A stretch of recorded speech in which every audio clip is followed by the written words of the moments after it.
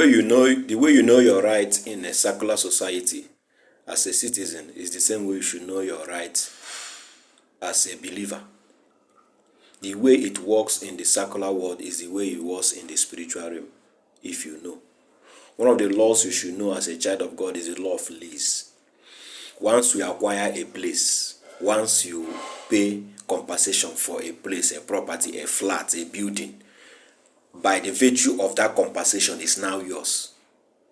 So if you go into a place and you notice there are some spiritual activities that are not in alignment with you, that is not bringing you up to speed, that is perforating you, that is putting you in bondage, one of the prayers you make is that I have paid for this meter, the perimeter of this building, and they are now mine. Any other thing that is happening in this building is not my concern and cannot affect me because I have made a compensation for it. If you make such prayers, they will not violate it. It's because you don't know.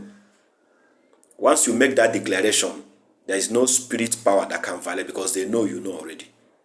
You have made a payment, you have made a compensation for that space, and it's now yours. The only way you can violate that law is when you don't pay, even for a day. Any day you don't make payments, those things they made on that foundation will start affecting you. But if you make your payments, it can't affect you because you always make that prayer that this place now is mine, and they will respect it. Any spiritual activity that are going on there that tries to trample on you, you will pass a decree over it because it's committing trespass. But because you don't know the right, that is why they make a mess of you. So the Bible said in Luke 10:19, I give unto you power to tread upon serpents and scorpions, over the powers and nothing shall by any means hurt you. If you know this and apply it in your law of lease, in any place you find yourself, nothing will limit you. Nothing can put you in bondage, no matter where you are living. But one of the things you try to avoid as a child of God is not when you know that a building is haunted. People are telling you, say, no, I'm a child. No, God is not in the business of showmanship.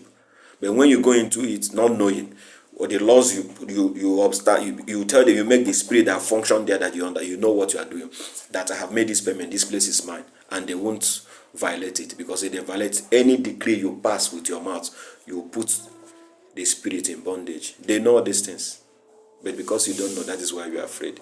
Remain blessed as you begin to walk in authority as a child of God.